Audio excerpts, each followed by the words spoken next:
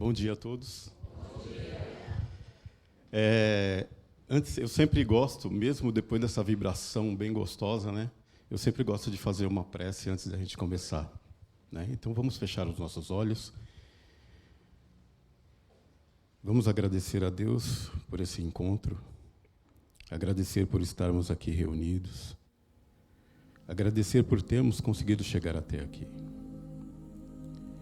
pedindo e rogando ao Mestre Jesus que nos envolvam a todos, para que nós possamos ter uma boa compreensão de tudo aquilo que será dito aqui hoje. E que nós possamos, colocar sempre em prática todos os ensinamentos do Cristo. Que Deus possa iluminar a todos nós e ter um bom entendimento das palavras e de tudo aquilo que a espiritualidade está envolvendo a gente neste momento. Que assim seja. Graças a Deus. Então, esse evangelho, do cisco e a trave, é engraçado. Eu preciso primeiro contar a historinha, Que na última palestra que eu fiz, eu terminei de fazer, falando sobre o evangelho no lar, E eu fui para casa tal, e de repente veio na minha cabeça o cisco e a trave. Foi assim. E aí, assim, por que eu estou falando isso? Porque esse evangelho, ele fala sobre a trave e o argueiro, no olho do irmão. Não era bem assim, o argueiro e a trave no olho. Aí eu falei, por que será que só veio o cisco e a trave para mim? Mas tudo bem. O importante é que o evangelho veio, e trouxe para poder passar essa palavra, E aí eu fico pensando, todas as vezes que vem um texto, alguma coisa, vem para a gente poder falar, sempre nós que estamos aqui, que vamos fazer a exposição, a gente sempre gosta de frisar que é, em primeiro lugar, para quem está falando aqui. Então, quando veio para mim essa palavra do cisco e a trave na mente, o que será que a espiritualidade estava querendo dizer para mim, Falei assim, poxa, Genival, acho que você está precisando prestar mais atenção se você está julgando muitas pessoas. Então, isso traz para a gente, sabe, uma reflexão. Deixa eu passar aqui. Então, aí vem o Mestre Jesus sempre no Evangelho de Mateus, no capítulo 7, dos versículos de 3 a 5. Por que você repara no cisco que está no olho do seu irmão e não se dá conta da trave que está em seu próprio olho? Como você pode dizer ao seu irmão, deixe-me tirar o cisco do seu olho, quando há uma viga no seu olho? Aí Jesus, Jesus é firme com a gente, hein? Hipócrita. Tire primeiro a viga do seu olho, e então você verá claramente para tirar o cisco do olho do seu irmão. Mas, olha, gente, não é fácil, Eu sempre digo que a gente, quando começa a estudar Jesus a fundo, eu até brinco, que eu falo assim, nossa, todo final de estudo com Jesus Cristo, eu me sinto espancado. Por quê? Porque a gente ainda não está nesse entendimento do Cristo. Ele veio para ensinar a gente, mas a gente ainda não chegou nessa... Então, se o Jesus ele se diminuiu, veio para cá, veio ensinar a gente, ele quer que, pelo menos, a gente se esforce para poder mudar. Então, assim, são duas questões. A gente tem uma mania danada de olhar e ver o outro, o mal no outro, como fala aqui essa passagem. E a gente não presta atenção no que nós estamos fazendo. Olha aí, ó. Eu ia tirar esse negócio que eu achei, nossa, é feia essa figura, Não sei. Mas é o que mostra realmente para a gente esse exagero, esse exagero é legal porque, olha só, o esforço que o irmão está fazendo para tentar tirar o cisquinho que está no olho do outro. Né? Porque o argueiro quer dizer cisco, é aquele cisquinho que fica só incomodando a gente ali e tal. E a gente com essa trave enorme, né, que a gente não consegue enxergar. Né? E tentando tirar o cisco do olho do irmão. E aí, no Evangelho segundo o Espiritismo, né, no capítulo 10, né, ele fala sobre uma das... Peraí, deixa eu enxergar, né? Uma das insensatezes da humanidade consiste em vermos o mal de outrem antes de vermos o mal que está em nós. Para julgar-se a si mesmo, fora preciso que o homem pudesse ver o seu interior num espelho, pudesse, de certo modo, transportar-se para fora de si, considerar-se como outra pessoa e perguntar: que pensaria eu se visse alguém fazer o que eu faço? Incontestavelmente, é o orgulho que induz o homem a dissimular para si mesmo os seus defeitos, tanto morais quanto físicos. Mas olha só que exercício que o Evangelho traz para a gente. Né? Que pensaria eu se visse alguém fazer o que eu faço? Né? Se a gente conseguisse se transportar para fora e ver as nossas atitudes, como será que a gente ia se sentir, né? Eu acredito que a gente ia ficar muito envergonhado, né, do que, de repente, você está tentando enxergar no outro aquilo que você não consegue enxergar em você. E aí tem essa passagem, né, muito conhecida por todos, né, da mulher adúltera, né, que outro ensinamento de Jesus, né, não julgueis a fim de não serdes julgados, porquanto sereis julgados conforme houverdes julgado os outros. Empregar-se-á convosco a mesma medida de que vos tenhais servido para com os outros. Então, aqui é mais um ensinamento, né? Mais um espelho que Jesus coloca na nossa frente para a gente ver. E aí os escribas, né, os fariseus, né, que trouxeram a mulher, como todo mundo já sabe, né? Mestre, essa mulher acaba de ser surpreendida em adultério. Aí, ora, Moisés, pela lei, ordena que lapidem as adúlteras, apedrejem. Qual sobre isso a tua opinião? Diziam isso para tentarem o mestre. E ele fala, né, sempre com aquela: atire a primeira pedra aquele que estiver sem pecado. Não julgueis para que não sejais julgados. E aqui eu pego um ponto aqui da questão de Moisés, que fala de lapidar. Engraçado, né? Você pode ver essa questão da lapidação por dois ângulos. Lapidar, apedrejar. Lapidar, fazer com que se fique melhor.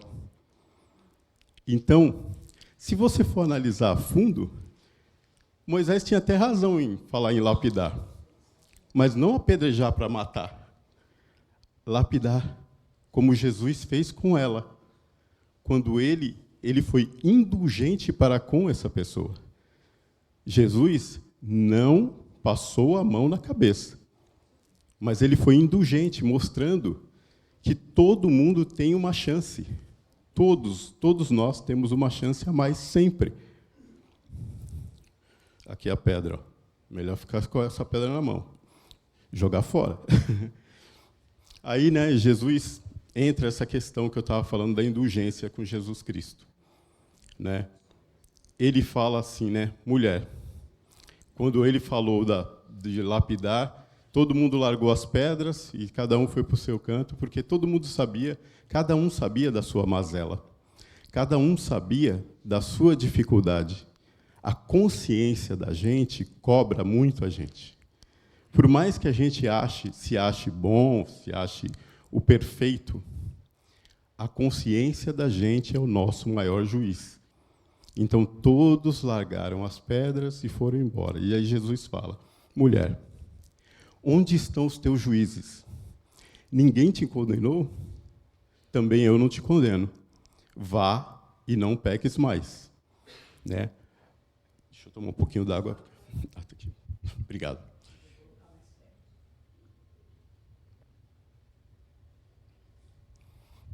Jesus fala, né, vai, não peques mais.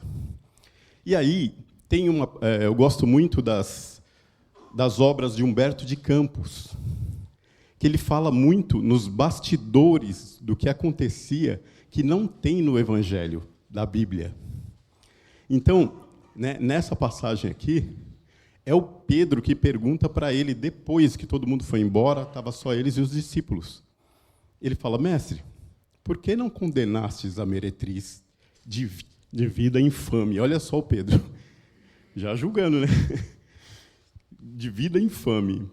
Aí Jesus, né, sempre muito sagaz, e é um mestre, porque ele já passou por tudo que nós passamos aqui na Terra. Então, qualquer coisa que você perguntar para Jesus, ele vai saber te responder com muita sagacidade, inteligência e amor, que é o mais importante. Quais as razões que aduzes em favor dessa condenação? Ele pergunta para o Pedro. Sabes o motivo que essa pobre mulher se prostituiu? Terá sofrido alguma vez a dureza das dificuldades que ela atravessou em sua vida? Ignoras o vulto das necessidades e das tentações que a fizeram sucumbir no meio do caminho? Não sabes quantas vezes tem sido ela objeto de escárnio dos pais, dos filhos e dos irmãos, das mulheres mais felizes? Não seria justo agravar-lhe os padecimentos infernais da consciência, pesarosa e sem rumo? Então, eu achei interessantíssimo isso, né, nesse texto do Humberto de Campos, né, da psicografia do Chico, né? Porque Jesus convida a gente a pensar um pouco mais profundamente, né? Porque a gente sempre está olhando para as pessoas e já fazendo julgamento. Por exemplo, se eu parar de falar aqui agora e ficar olhando para cada um de vocês, a minha mente vai ficar, aquele é isso, aquele parece outra coisa. Não, aquele ali não sei, não. Você entendeu como é difícil para a gente olhar profundamente? E o convite que Jesus faz é que a gente olhe as pessoas de forma a conhecê-las melhor. Outro dia eu estava, né, fui pegar um Uber, né? De vez em quando eu tenho que pegar Uber. Aí eu peguei o Uber, dei bom dia para o rapaz, ele não respondeu. Aí a gente já fica, né? Nosso ego já fala assim, nossa, por que ele não me respondeu bom dia? Bom, o que será? Aí depois, né, no meio do caminho, eu comecei a pensar, né? E a gente fica estudando muito aqui, estudando Jesus, aí a gente começa a pensar um pouco. Aí eu falei assim, peraí, Genival, você está julgando o cara. Você não sabe como que ele acordou hoje. Você não sabe como está sendo o dia dele. Você não sabe se... Olha só a piadinha que eu fiz para mim mesmo. Será que ele é mudo? Pode ser, né? Pode ser que a pessoa não consegue se expressar, não é? Que nem hoje em dia, a gente tem tido uma oportunidade muito grande de entender os nossos irmãos que são autistas. Não é? Que a gente sempre fala, nossa, que cara esquisito, que pessoa estranha, porque não se encaixa. Eles têm uma dificuldade muito grande em se relacionar com as pessoas. Né? Então, e hoje a gente está começando a descobrir melhor, né, essas pessoas. Então, antes da gente começar a falar alguma coisa ou pensar alguma coisa, a gente, poxa vida, será que essa pessoa não tem uma deficiência? Será que essa pessoa não está passando mal? Né? E aí isso ficou muito na minha cabeça, né, dessa questão do Uber. Mas aí, né, faço uma prece, né, segue adiante, pede para Deus abençoar, né, que é o exercício, né? Eu acho que essas coisas se colocam na nossa frente como exercícios o tempo todo, né? Jesus, ele vem trazer essas colocações para nós, para que a gente comece a pensar e enxergar melhor o nosso irmão. Por isso que é falado, né?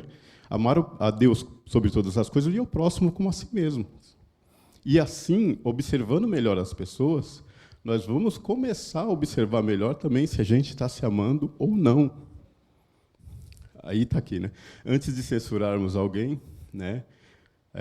Uma falta, vejamos se a censura não pode cair sobre nós, né? Como eu já tinha falado.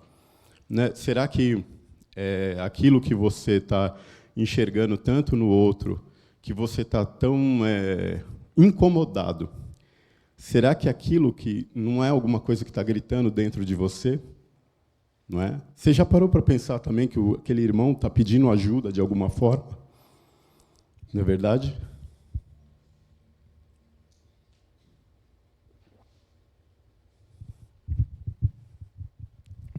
Aí, né, nas pesquisas que eu estava fazendo, eu vi essa teoria dos espelhos que eu achei interessante, né? A teoria dos espelhos de Jacques Lacan, médico, psiquiatra, psicanalista francês, acredita que só conseguimos enxergar características em outras pessoas que também existem ou já existiram algum dia dentro de nós. Ele acredita que o nosso papel como humanos é aprender sobre nós através de nossas relações. E eu vi esse pequeno texto sobre o Lacan, ele falando sobre isso, e eu me remeti logo a Jesus Cristo também, né? Porque ele, né, acredita que nosso papel como humanos é aprender sobre nós mesmos através das nossas relações. Então, eu acredito que o autoconhecimento é que vai fazer com que a gente comece a mudar o nosso olhar. O autoconhecimento é que vai fazer com que a gente dê um salto na nossa evolução. Não é? Porque quando você começa a se conhecer melhor, é aí que você vai conseguir, né, galgar alguma coisa para poder mudar. Porque nós estamos precisando urgentemente mudar a vibração do nosso planeta. Sabe? Porque o nosso planeta está gritando, está pedindo socorro. Não é? Nós tivemos uma pandemia que tentou ensinar para nós que nós temos que desacelerar, que a gente precisa viver com menos. É possível viver com menos. Não é esse consumismo louco, sabe, absurdo, que está fazendo com que a gente chegue como nós estamos chegando no dia de hoje, né? Como nós estamos passando agora com essa questão, né, das queimadas e muito mais outras coisas, as guerras que estão acontecendo no planeta. Né? Então, assim, o autoconhecimento vai fazer com que a gente comece realmente... vem cá, tem uma liquidação ali. Nossa, o preço está tudo baratinho, está barato. Eu vou comprar aquilo porque está barato ou porque eu necessito? A gente para pensar nisso? Não, está barato. Mas você precisa daquilo lá? Você tem necessidade disso? Você entendeu? Então, essas coisas que a gente começar a se perguntar, né? O que é a forma, os nossos passos, os passos que a gente está dando, para onde a gente está indo? A gente está tendo essas relações, como ele fala, né? De se relacionar um com o outro, a gente se conhecer melhor, né? Procurar tratar melhor o seu irmão, procurar se tratar melhor. Né? Que tem as 4 leis do espelho, que é do Lacan. Né? A primeira, tudo o que me incomoda, irrita ou quero mudar dentro do outro está dentro de mim. Isso é uma das maiores verdades. Porque aquilo que você está enxergando no outro, né? A psicologia fala sobre isso, né? É o nosso ego querendo se crescer em cima do outro, não é? A gente aponta e se coloca num topo, diminuindo as outras pessoas para se sentir melhor. Só que isso é um engano, não é? Aí tem a segunda. Tudo o que o outro me critica ou julga, se me incomoda, está reprimido em mim. E é necessário trabalhar isso. Isso aqui me lembra até uma passagem do Gandhi, né? O Gandhi, que ele perguntavam sempre para ele se ele como é que ele agia, o que achava dos inimigos dele. Aí ele virou para todo mundo e falou assim: mas eu não tenho inimigos. Né? E o Gandhi foi o homem que fez uma revolução sem dar um tiro. Mas eu não tenho inimigos. Como assim não tem inimigos? Olha aí o exército tentando derrubar vocês, bater em vocês, fazer tudo que estão fazendo com vocês. E ele falava assim: o que não me incomoda não é meu. Então, um presente ruim que vem para mim, eu tenho o direito de falar que eu não quero. Então, a crítica, né, que incomoda você, muitas vezes é o que você está precisando trabalhar dentro de si, né? Tem a terceira, né? Tudo que eu gosto no outro, ou o que eu quero e amo nele, também está dentro de mim. Às vezes, sem ser percebido. E aqui tem um quê da inveja, não é? Daquela coisa da inveja, de querer ser alguém que você não é. Então, você precisa procurar descobrir dentro de você o que está acontecendo que você está tirando e deixando a sua personalidade de lado para querer viver a vida do outro. Assim como a gente vê muito isso nas redes sociais. Né? A gente tem visto muito isso nos nossos jovens, principalmente. Os nossos jovens que são muito levados pelos chamados influencers. O nome já até diz tudo, né? Influencer. Está influenciando quem? Quando a gente não tem a personalidade formada e certa, saber o que a gente quer, a gente tem aquela coisa, ter um ídolo, ter alguém que você goste é uma coisa, mas você querer imitar o seu ídolo, tirar a sua personalidade para ser igual àquele, aonde você está jogando a sua personalidade? Né? Aonde você está jogando, né, o que Deus deu de tão precioso para nós, que é a individualidade de cada um? Fomos feitos iguais, simples e ignorantes. No meio do caminho, nós fomos indo cada um para um lado. Porém, né, nós temos a nossa individualidade como personalidade. Né? Descobrir qual a minha personalidade, o que eu gosto de fazer. Ou eu estou fazendo alguma coisa para agradar alguém. Você entendeu? Então, sempre essa reflexão dos espelhos eu achei muito interessante, né? Aí tem a quarta, né? Tudo que o outro me critica, julga ou quer mudar em mim, sem que me afete, pertence a ele. Né? É aquilo que eu estava falando do Gandhi.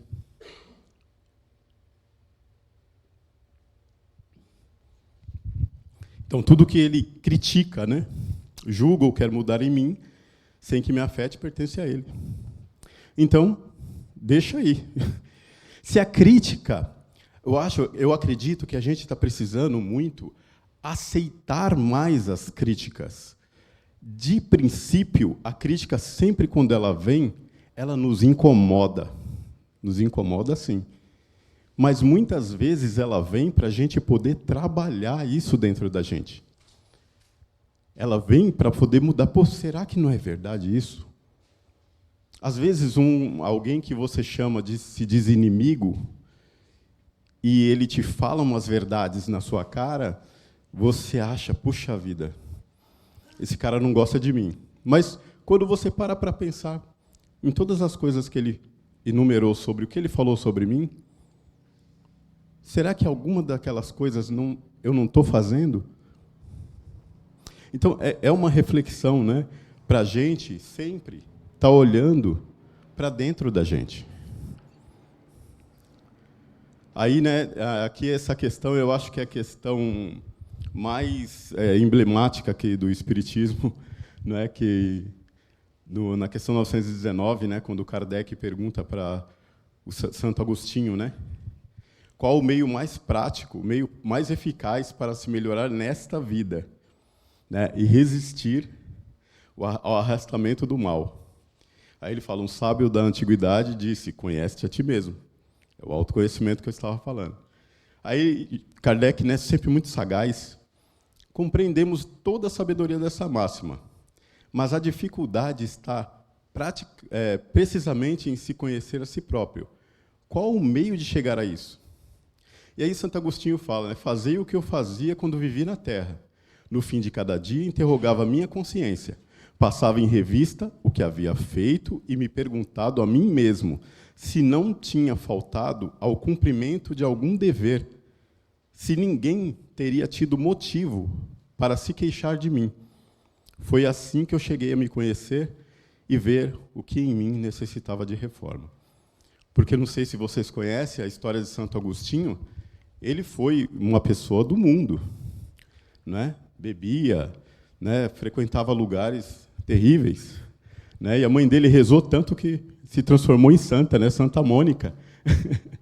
Rezou tanto para que esse filho melhorasse, que ele melhorasse. Mas não foi só a reza de Santa Mônica que ajudou bastante. Mas o que fez com que Santo Agostinho mudasse? Foram essas questões que ele fazia para si mesmo, não é? Como essa questão dos espelhos, né? O que aquela máxima também que a gente sempre fala, né? Você gostaria que eu fizesse algo de ruim para você? Você gostaria que fosse com você? Coloque-se no lugar do outro. Você gostaria de ser tratado de que forma? Eu gosto de ser bem tratado. Que nem o bom dia lá do Uber. Lá. Né? A gente dá um bom dia, a gente quer um bom dia, quer um sorriso. Né? Então, é perguntar. Né? Por isso que Santo Agostinho fala sempre... Eu gosto sempre de usar essa questão dos 919, porque ele conseguiu, com o esforço dele, e os Espíritos, no Livro dos Espíritos, fala que nós somos capazes, sim, de fazer, e ainda nesta vida. Não virar, sim, um santo como Santo Agostinho, mas, pelo menos, melhorar muitas das mazelas que a gente carrega. Primeiro, reconhecer, né, que a gente tem mazelas, né, não se achar perfeitão. Porque também, na questão do Livro dos Espíritos, o Kardec pergunta, né, qual é a finalidade da reencarnação? Tornar o homem perfeito. Então, por quê? Porque você está dando chance para se melhorar. Nós somos a nossa melhor versão agora, em 2024. Essa é a nossa melhor versão. Porque o que a gente foi no passado, a gente foi deixando muitas coisas do passado. Tem algumas pessoas que ainda estão estacionadas, mas a gente foi deixando. Mas, mesmo assim, ainda é a melhor versão. E aí, né, tem um comentário do Kardec, né? Deixa eu me secar aqui, que eu estou muito... Nossa. A toalha, seu Luiz. O seu Luiz sempre fala que eu tenho que andar de toalha. Então, Kardec, né, no final desse comentário de Santo Agostinho, ele coloca, né? Ele fala assim, muitas das faltas que cometemos nos passam desapercebidas. Se, com efeito, segundo o conselho de Santo Agostinho, interrogássemos mais frequentemente a nossa consciência, veríamos quantas vezes falimos sem disso nos apercebemos, por não perscrutarmos a natureza e o móvel, não perguntar para nós mesmos a natureza e o móvel de nossos atos. A forma interrogativa tem alguma coisa de mais precioso que uma máxima em geral não aplicamos a nós mesmos. Ela exige respostas categóricas, por um sim ou um não, que não deixam lugar a alternativas. Respostas que são outros tantos argumentos pessoais, pela soma das quais podemos computar a soma do bem e do mal que existe em nós. Então, com essa versão nova nossa, perguntemos, né, o que será que nós já fizemos de ruim? Mas não da outra vida. Vamos nos fiar nesta vida. Quantas coisas que a gente fez? Começar a pesar, né? O que incomodou no irmão? O que incomoda? O que eu me incomodo na minha família? Não é? Porque a gente sempre fala, fulano é difícil, é uma pessoa difícil. Mas e você? Você não é difícil? Não é verdade? Você não é difícil? Você é fácil, você está perfeito, está ótimo. Não. Todos nós temos mazelas. E aí, a gente percebendo de que forma a gente está tratando as pessoas à nossa volta, de que forma que a gente está tratando as pessoas fora de casa também, na rua. Como eu falei que eu gosto de ser bem tratado, eu acho que todo mundo aqui gosta de você ir num lugar e receber um sorriso, ser bem atendido, né, em qualquer estabelecimento que você for. Então, isso parte da gente. Nós é que podemos mudar a situação. Muitas vezes a gente, eu não vou naquela festa porque tem um parente lá que eu não gosto. Mas, veja bem, você pode transformar completamente a vibração do local. Se você já sai de casa pensando que vai ser ruim, você já está colocando, né, uma barreira. Como nós somos energia, nós emanamos essa energia. Chega lá, é um desastre. Mas, não, eu vou sim, eu vou para me divertir. Chega lá e transformar o lugar. Como que você transforma o ambiente? Com um sorriso, não entrando em contendas, evitando certos tipos de conversa. Não é? Você está numa festa, você vai falar de política, por exemplo. Não é? Você está numa festa, eu quero jogar conversa fora, eu quero falar besteira. Eu não vou falar de política. Outro dia também, outra experiência, né, uberística minha. O rapaz começou a falar de política. Eu falei para ele assim, eu não falo de política. Mas você não tem candidato? Eu falei, tenho, Jesus Cristo. Então, assim, eu falei para ele, tudo o que causa contenda não é do Cristo. Então, vamos mudar de assunto? Aí ele mudou de assunto na hora. Tal. Então, é a questão de você não receber aquele presente ruim que a pessoa traz para você. Né? Então, que a gente possa, né, conseguir fazer isso. Né? Eu esqueci de passar aqui, deixa eu ver. O iceberg. Aqui, o iceberg. Eu passei batido. O iceberg é um exemplo daquilo que Jesus estava falando sobre a mulher adúltera. Olha o tamanho, você olha por cima, em cima, né? Você só vê aquele topo. Todos nós somos a representação deste iceberg. Todos olham para nós e vê só o que está olhando o olho físico. Agora, o que nós temos dentro de nós, esse pedaço maior do iceberg embaixo, são as nossas mazelas, são as nossas dificuldades, são também as coisas boas que temos e, às vezes, escondemos para não nos fazermos de fracos. Né? O pessoal fala, você é fraco. Por ajudar alguém, você é fraco. Mas todo esse pedaço grande do iceberg são as nossas mazelas, as nossas dificuldades, né? O que você está reprimido dentro de você. Então, né, que a gente possa se conhecer melhor e implodir esse iceberg, essa parte de baixo, ou que ela venha para cima, mas que ela venha com tudo que é de melhor que a gente tem. Então, gente, eu acho que era isso que eu queria passar para vocês, né? Eu gostaria que essa reflexão do cisco e da trave, né, que primeiro foi para mim, é para mim, e esse estudo para mim foi fundamental, fazer essas pesquisas e tudo para me conhecer melhor. E ainda tô tentando aqui, recolher os pedaços, porque é difícil, não é fácil. De um dia para o outro a gente não vai conseguir, mas a gente colocando em prática um pouquinho do que o Cristo veio trazer para a gente, em cada uma das suas passagens, em cada uma de suas colocações. Vamos prestar bastante atenção no que o Cristo quis dizer com amarmos uns aos outros, como nós queremos ser amados. Né? Ama o teu próximo como a ti mesmo. Mas, primeiro, gente, vamos precisar amar a gente mesmo. É isso. Bom domingo.